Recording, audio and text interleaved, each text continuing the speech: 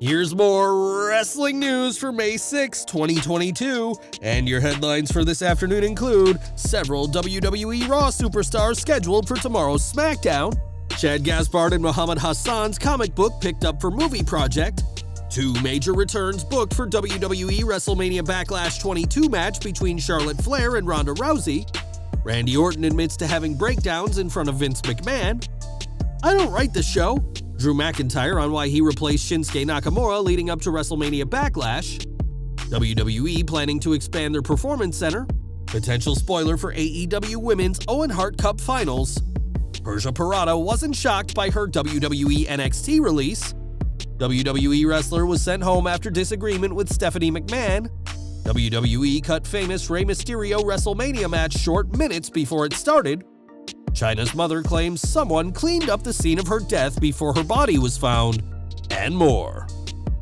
We are starting off with SmackDown, as tonight will be the go-home show before WrestleMania Backlash, so it should come as no surprise that several superstars from Raw will be on the 2-hour broadcast.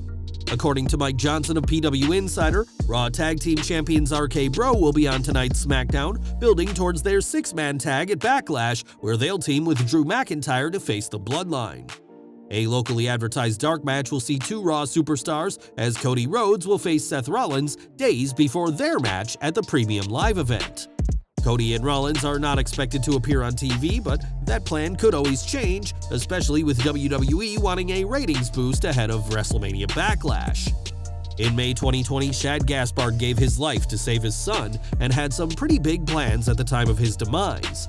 Just days after Shad's death, his comic series Assassin and Son published its first issue, which was obviously a difficult time for everyone involved.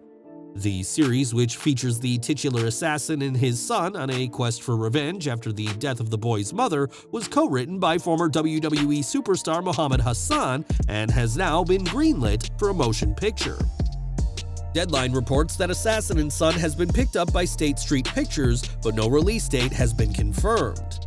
It's a tragedy that Gaspard will never get to see Assassin and Son on the big screen, but thanks to Hassan and State Street, the legacy of the WWE Hall of Fame Warrior Award recipient continues to live on.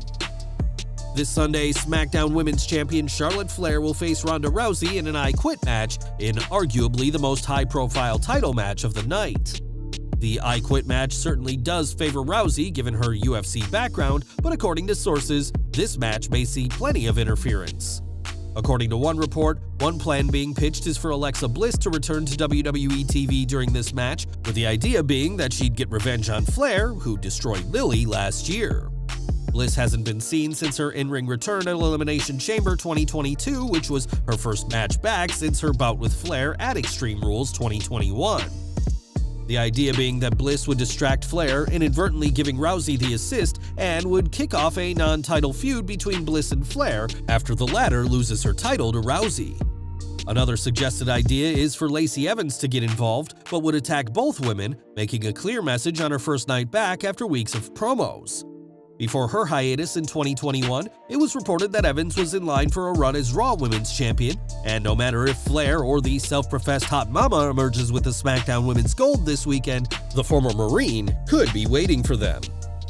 Last month, Randy Orton celebrated 20 years since his main roster debut in WWE, and has done it all in the promotion. A 14-time World Champion, Grand Slam Champion, 2-time Royal Rumble winner, and former Mr. Money in the Bank, Orton has had a career most wrestlers could only dream of, but the path to the top hasn't been easy. Speaking to the Metro, Orton discussed his career and relationship with Vince McMahon, saying that the WWE chairman has seen him at some of his lowest points. He's seen me in dark periods where I've had meltdowns and breakdowns in front of him. I've beat my head against the wall in front of him. As a 25-year-old man, just emotional. Fuck. Arr! Not knowing how to express myself. He's witnessed that in close quarters. I think he sees a little bit of my crazy in him, even if it's just a little bit. From an early age, when I was fucked up like that, I think it almost made him want to nurture that part of me. We've grown together in that regard, so now our conversations are a lot different. If I knock on his door, peek my head in, 9 out of 10 times, no matter who's in there, he'll tell them to fuck off so I can come in and talk to him. Which is pretty cool, you know? Orton has done plenty in WWE and right now is clearly having a great time tagging with Riddle, and with the Viper saying he plans on wrestling for another decade, his relationship with WWE's chairman shows no signs of slowing down. Orton has never been afraid to speak his mind, and that's especially true when it comes to the men and women of NXT. Last month, Orton told Pat McAfee that he's worked with NXT call-ups who have no idea what they're doing in the ring in his latest scathing remark about WWE's developmental brand. Now, an unlikely name has come out in support of the Viper, as during his new podcast, former WWE employee and producer Road Dogg Jesse James saw where Orton was coming from. I don't disagree with him at all. For him to say they don't know what they're doing, I guess you could say that, and he's right to an extent. You do have to protect yourself, and you do have to protect your opponent, because at the end of the day, it's a work, it's a job. These recent comments by Orton aren't the first time he's hit out at NXT, and probably won't be the last, and while he's now teaming with one of NXT's most popular call-ups, don't expect the Legend Killer to change his mind. On the post-WrestleMania 38 Smackdown, undisputed WWE Universal Champion Roman Reigns seemingly started a feud with Shinsuke Nakamura, but that feud was quickly put on pause. Rather than face Nakamura at WrestleMania Backlash, Reigns will team with the Usos to face Drew McIntyre and RK Bro, and it now appears that the Tribal Chief's main rival is the Scottish Warrior. When asked about the change by Bill Apter, McIntyre said he's not responsible for his booking, explaining, "I don't write the show, for one. But two, RK Bro needed someone to step up, and Shinsuke may have been in the shower. He might have been fastening his boots. Maybe he was on the phone with his wife not paying attention. So Drew McIntyre stepped in and saved RK Bro. I don't know what to tell you." After a year away, it looks like Drew McIntyre is back in the world title picture, and with speculation of their match taking place at Cardiff's Clash at the Castle in September, he may be a permanent fixture of their main event scene yet again. This week, WWE had their first quarterly investors call of 2022 and outlined some of the big plans that the promotion has in store. Sean Ross Sapp of Fightful was reporting on the call and said that WWE President Nick Khan boasted about the company's goals and said that there are plans to make the Performance Center even bigger. He said, "WWE claimed they're looking at expanding and improving on their performance centers. I've heard recently that the global expansion was still on hold in that regard." Global expansion refers to WWE's plans to have their own performance centers around the world, with Japan being of keen interest to the company, but that hasn't panned out so far. WWE may not be building more performance centers, but they have big plans to expand and improve what they already have in Florida. But with this recent 10 releases and more cuts expected, we'll have to see if making the facility even bigger is actually needed. Over to AEW now, as on tonight's Rampage, Britt Baker and Jamie Hayter will face Ruby Soho and Toni Storm in the opening match of the show. During Dynamite, it was stressed that this is a huge deal for the four women, as AEW typically runs their biggest match in the opening segment of their weekly Friday show. During Wrestling Observer Radio, Dave Meltzer discussed a spoiler for the women's tag match, which may have some major implications on the Owen Hart Foundation Women's Tournament, and if you don't wish to be spoiled on tonight's Rampage, you should skip the next 30 seconds of this video. On his show, Meltzer said that Baker took the pin from Storm during the Rampage match, and with AEW building up the importance of the match, he believes that the women's tournament finals will be between Storm and Baker. Meltzer pointed out how Britt Baker doesn't lose without good reason, and that being pinned by Storm could be the catalyst for their inevitable rematch. If this is the plan, Baker and Storm would meet in the finals at Double or Nothing 2022 in what would be another huge match in what's quickly becoming a stacked card. Last week, Persia Pirotta was released from WWE despite being prominently featured on screen.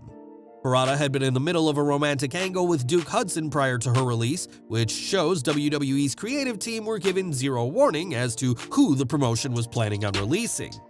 Since being cut, Pirotta hasn't wasted time, taking indie dates and teasing joining OnlyFans, and in an interview with Fightful, admitted that she saw her release coming. The report reads, "She told Fightful that she didn't consider it a shock because of the way talent has been cut since she'd been there, and she'd been thinking about it a lot ever since she got hired. The conversation wasn't long, and she knew when she saw a call from Stanford that her time was coming. She doesn't believe there are many people there that could consider themselves immune from it." Pirotta also told Fightful that she heard rumors of planned releases close to Good Friday, which was all the way back on April 15th, a date that lives on in infamy for kicking off the trend of massive releases in 2020.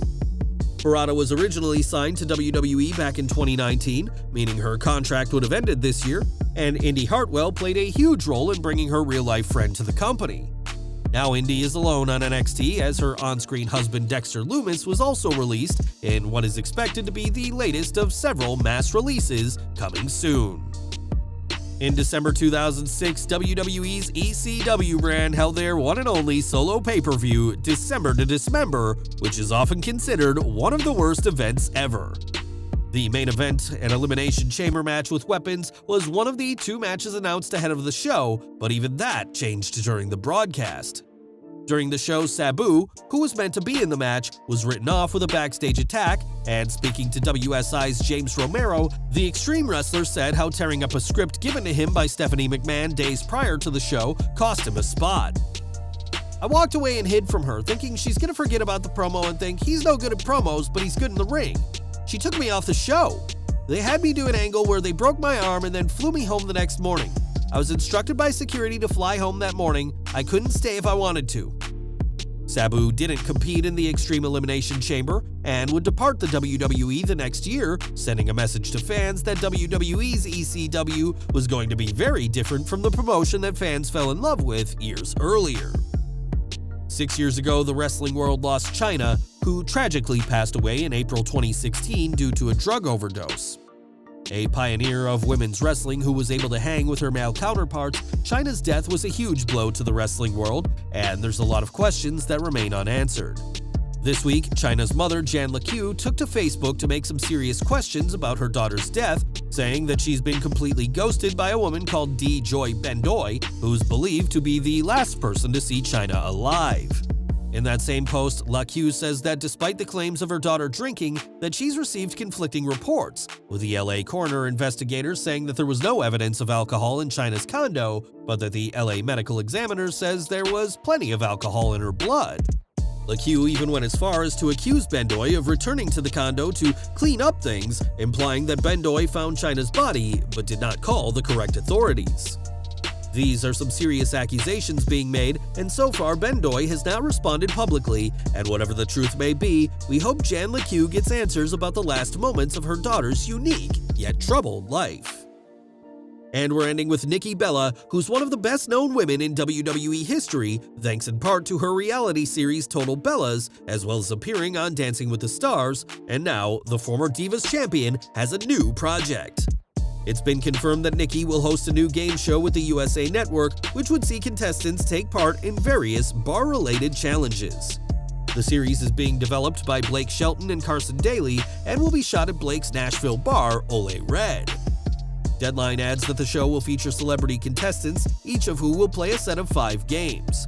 Tentatively titled Barmageddon, this will certainly appeal to fans of drinking, and we'll have to see if the show is Bella's next big success outside of the ring. Well guys, that's our news for today. Please share your comments below. Also hit the like button, subscribe to our channel, and hit the bell icon to receive all notifications. And as always, thanks for watching.